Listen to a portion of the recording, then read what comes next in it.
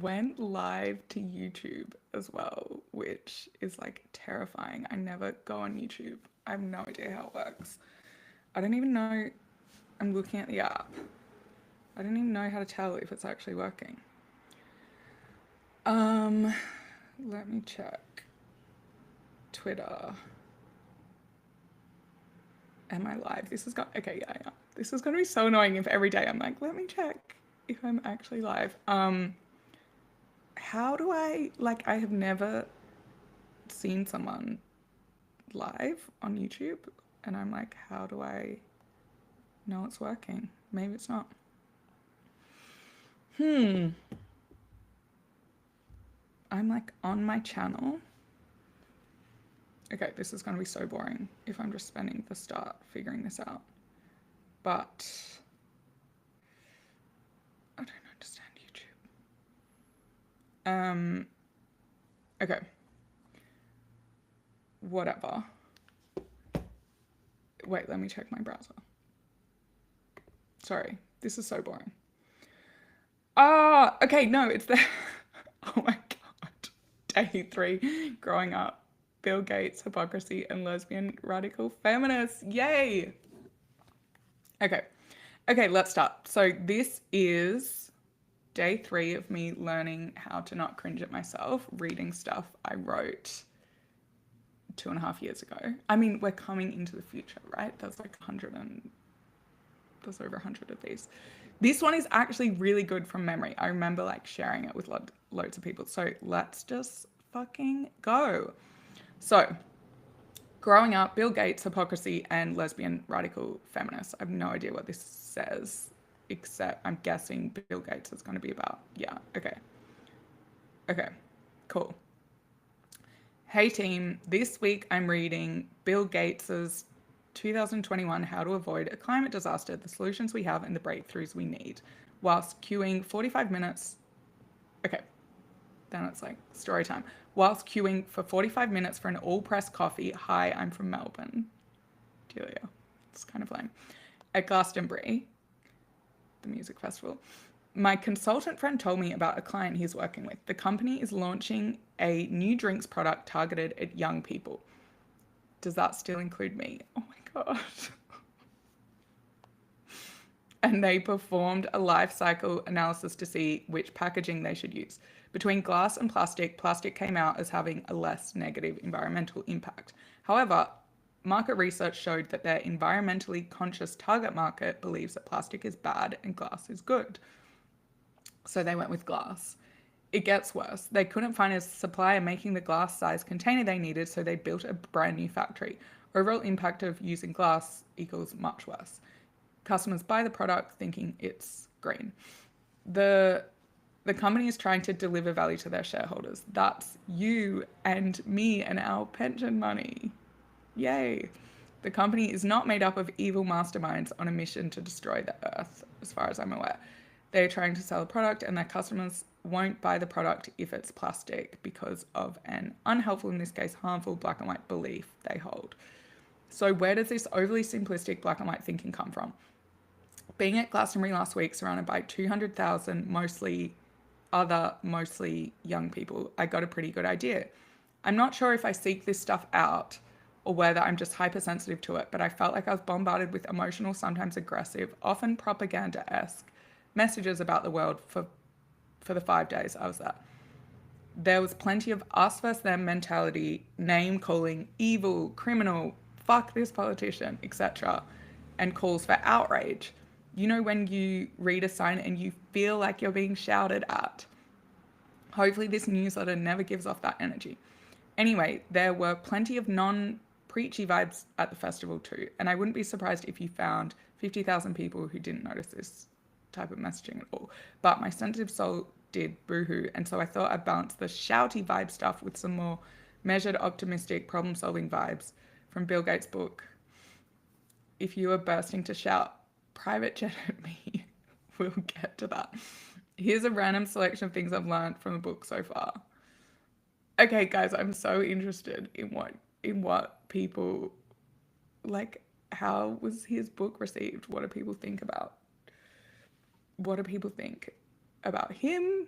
about the book, about this in general. This is um to summarize like my take on the whole climate thing. I feel like people care about different stuff, right? And I'm like way more care about, like, I love trees, but I love skiing. So like I would love like a mini ice age, you know? But I love like people.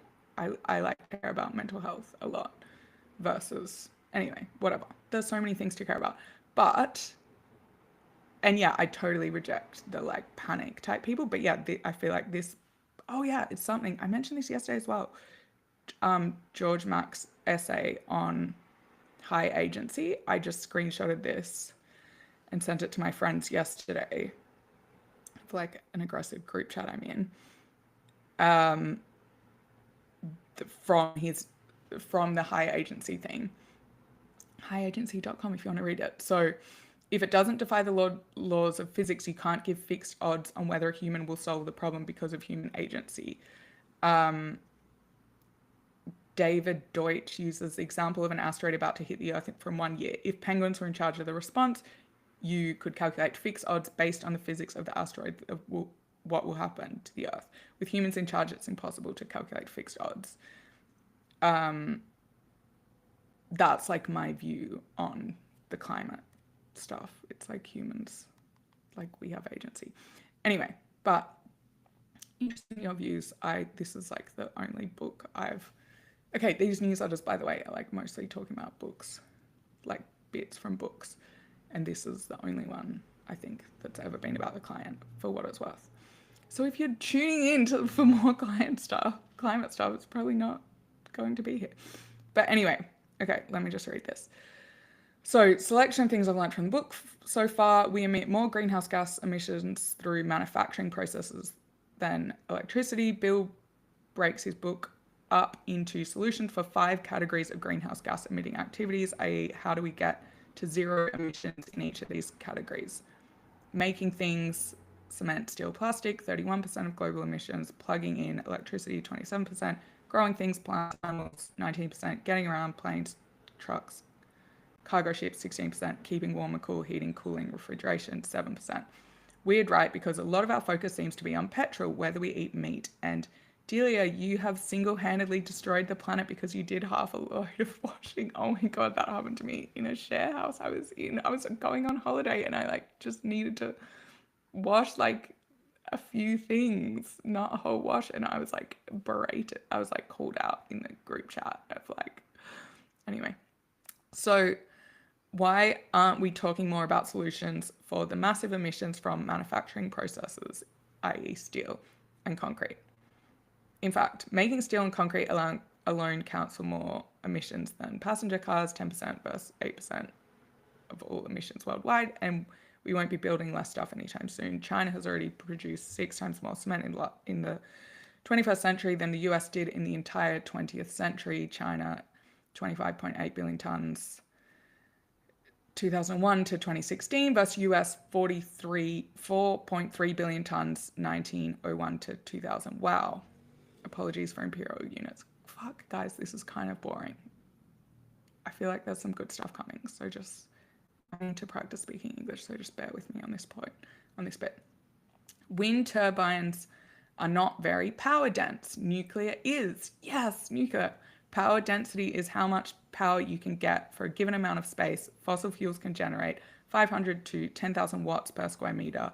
For nuclear, it's 500 to 1,000. Wind, it's only 1 to 2. Bill's tip: if someone tells you that some source, wind, solar, nuclear, whatever, can supply all the energy the world needs, find out how much space would be required to produce that much energy. We are producing greenhouse gases to prevent mass starvation by using fertilizer, 2.5% of global emissions, not to cause it, which is what one pamphlet at Glasgow told me.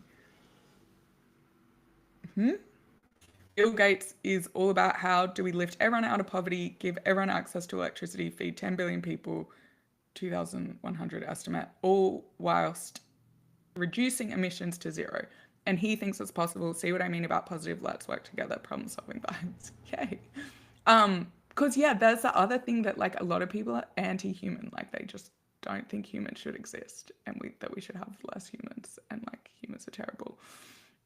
I went on this Vipassana meditation retreat, and I remember I was like, wait, what's the, if like we reach enlightenment and it's like this thing and something blah blah blah, and it's like, I don't know, something I was saying was implying that it's like, oh, then it's like you don't exist, or I'm obviously butchering it, but I was like, what is this scenario when it's like you get to this point and then we like don't exist? And someone was like, yeah, and that would be good because humans are terrible and like we don't want humans on earth. Like a lot of people think that. So the idea of like feeding more people, some people their like hottest take is like that actually a lot of people should die. Anyway, planting trees doesn't necessarily offset anything, and in some cases causes warming. Oh, this is my favorite one. On balance, trees in snowy areas cause more warming than cooling because they're darker than the snow beneath them, and dark things absorb more heat than light things do. So it's like, you know, when you can like buy trees to offset your emissions, it's like, where are they planting the trees? People don't cut down trees because they're evil. If you eliminate a soybean farm and replace it with a forest, you have reduced the total amount of soybeans available, which will drive up their price, making it more likely that someone will cut down trees somewhere else to grow soybeans. People need to eat. Air travel only accounts for 1.6% of global emissions. This is just here to make me feel better. I've never owned a car, but I do tend to fly across the world to visit home once in a while.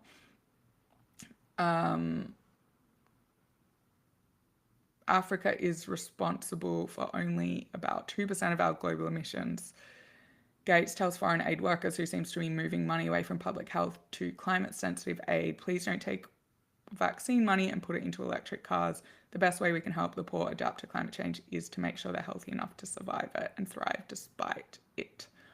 On that last point, here is an Economist article by Nigeria's Vice President Yemi Osinbajun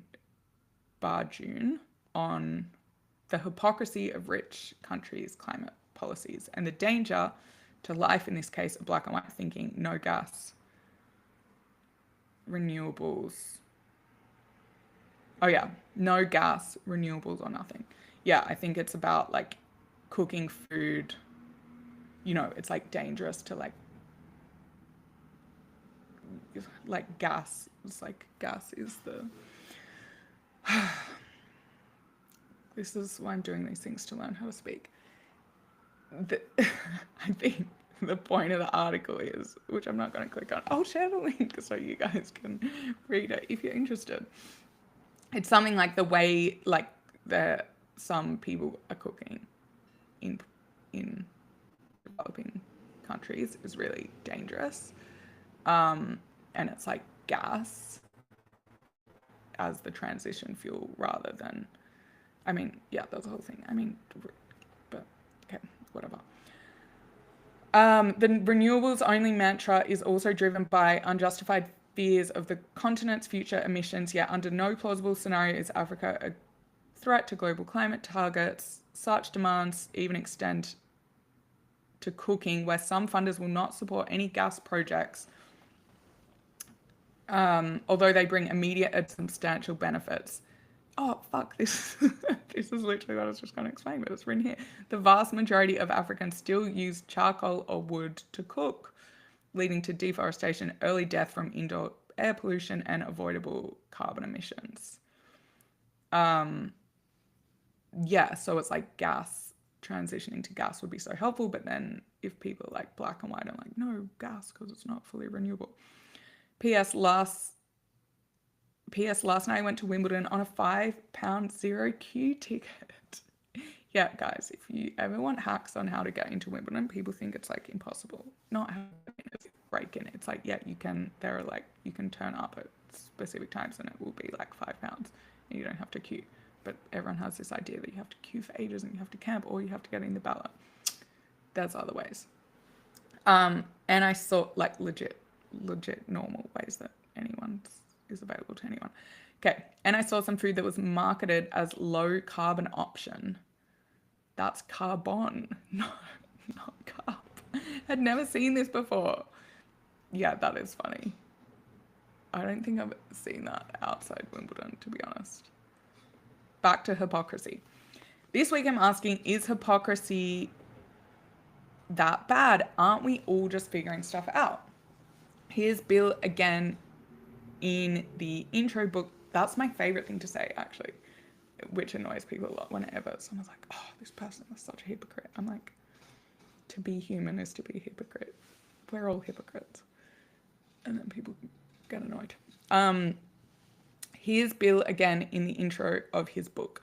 I am aware. Actually, when I say people, I feel like just people in my family. Like, I feel like other people are way more loving of my annoying comments, or they don't find them annoying. Then we get to discuss them, and it's actually great. Okay. Is everyone who does lives on the internet just people whose family find them annoying, so they have to like go out onto the internet to try and have people hear what they want to say? Let me keep reading. Guys, we're nearly done. Okay, here's Bill again in the intro of his book.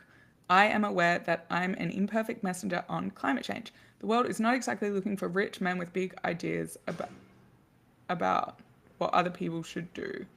Oh, the world is not exactly lacking in rich men with big ideas about what other people should do or who think technology can fix any problem. I own big houses and I fly in private planes. In fact, I took one to Paris for the climate conference. Love this. So who am I to lecture anyone on the environment? I can't deny being a rich guy with an opinion. I do believe, though, that it's an informed opinion, and I'm always trying to learn more. This podcast on hypocrisy massively changed my thinking. This is me talking, not Bill Gates. Judith Sklar's Ordinary Vices, 1984, made the case, sorry, this is me now quoting the podcast, made the case that the worst of all the vices is cruelty, but that meant we needed to be more tolerant of some other common human failings, including snobbery, betrayal, and hypocrisy. I am fucking obsessed with this podcast episode. Like, I am so interested. Oh my God, wow, it's to bloody Apple Podcast. It's been a long time since I've used that. So yeah, it's talking politics. It is so cool. History of ideas. Sklar on hypocrisy. It is so interesting. I'm obsessed with this idea. If anyone wants to discuss it, like, please. If you want to discuss the climate stuff, I don't know. I'm not as excited about it, but yeah, feel free. Okay. I mean, like any engagement at this point, like this is why I'm also like branching out to YouTube. It's like someone acknowledge that you heard something I said. Just kidding. Oops. Oh no, now I'm out of focus. Okay, we're back.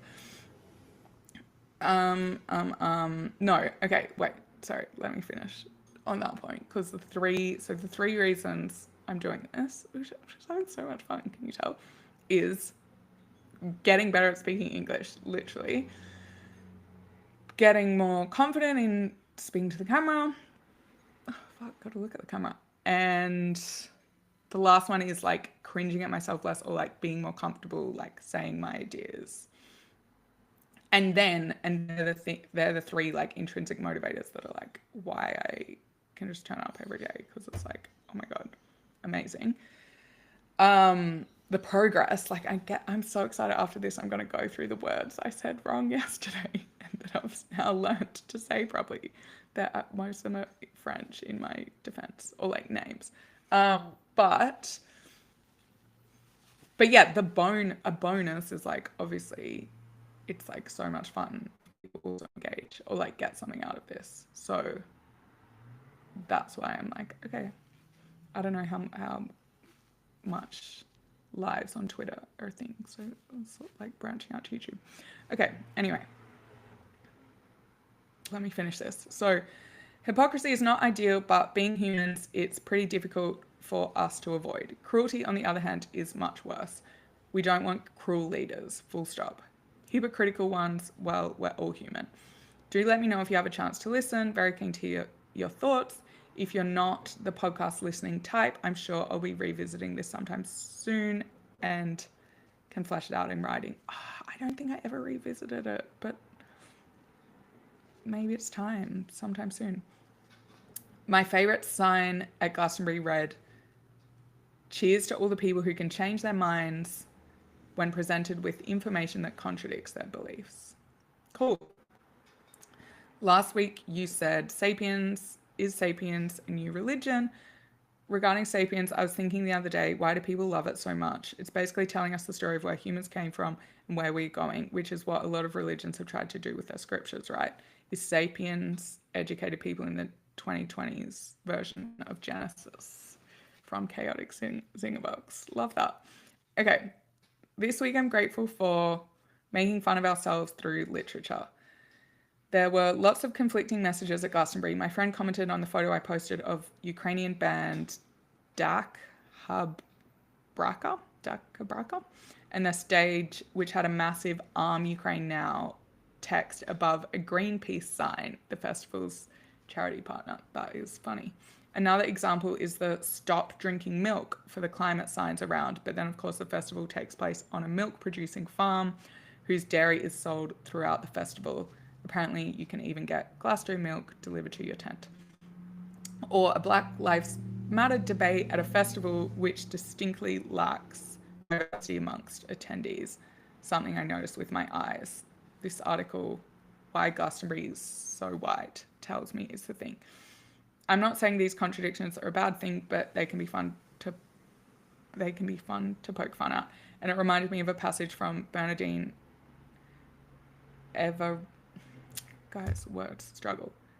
Bernardine Evaristo.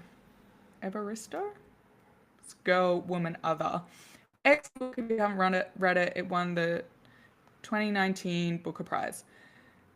Get past the lack of normal punctuation and dive in.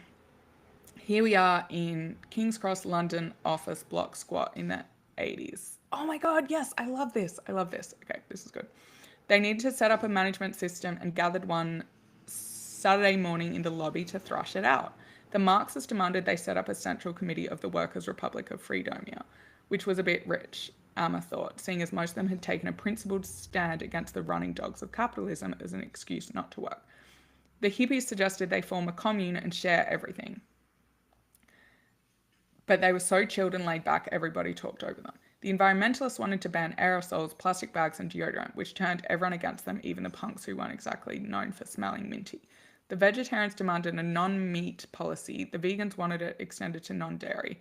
The macrobiotics suggested everyone eat steamed white cabbage for breakfast. The Rastas wanted cannabis legalized and a reserved plot on the land out the back for their Nyabingi gatherings. The Hare Krishnas wanted everyone to join them that very afternoon banging drums down Oxford Street. The punks wanted permission to play shouty music and were duly shouted down. The gay guys wanted anti-homophobic legislation enshrined into the building's constitution, to which everyone replied, "What constitution?" The radical feminists wanted women-only quarters self-governed by a co-op. The lesbian radical feminists wanted their own quarters away from non-lesbian radical feminists, also self-governed by a co-op. The black radical feminists wanted the same, except with the condition that no whiteys of any gender were allowed inside. The anarchists walked out because any form of governance was a betrayal of everything they believed in. How good is that? I love that. Cheers for reading. This one was a bit longer. I just had so much to say. We'll get back to 4 minutes next week if that's what you guys prefer. As always, feel free to forward me on to anyone who might enjoy XX Delia. Yay! Fun. Okay. That was way less cringe than I thought. Okay, these are my follow-ups from yesterday. Where did I write it? Okay.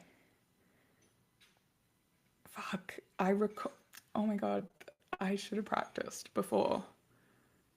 Because I have all these words that I said wrong. I don't know if anyone listened yesterday. Obviously not if you're on YouTube because it was only on Twitter. Okay. now I'm gonna say them wrong again because I didn't. Okay, I've so it's like the town where Peugeot is from. Let me try. Valentinier. Valentinier. I might have the emphasis wrong. I like did these little sound files. Wait, let me see if I can play it. Valentinier. Okay, that's how you say it, apparently. And then Société Anonyme, SA, is a French term that translates to public limited company. Oh yeah, because I kept saying Peugeot SA. I hate saying things when I don't know what they mean. And then I was like, what is the SA? The SA is Société Anonyme. Oh yeah, I was saying Armand Peugeot instead of Armand. Armand Peugeot. Sorcerer. I freaked out on the word sorcerer. I was like sorceress. And then it's like, yeah, sorceress is a word. And so is sorcerer. But the word was sorcerer. Well, it was sorcerers, plural.